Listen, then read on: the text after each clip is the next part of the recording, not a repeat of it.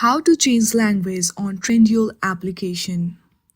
First of all, make sure that you have downloaded the latest version of Trendyol application.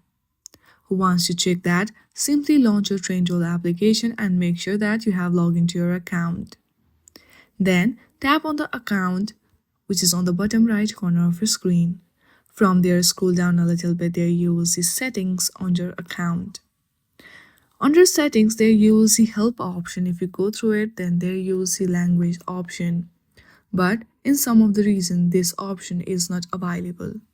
If it is not available, then you have to change the whole language settings of your device. To change it, first of all, you have to launch your settings on your device. Once you are on your settings, scroll down. There you will see general option. Tap on it and go through language and region.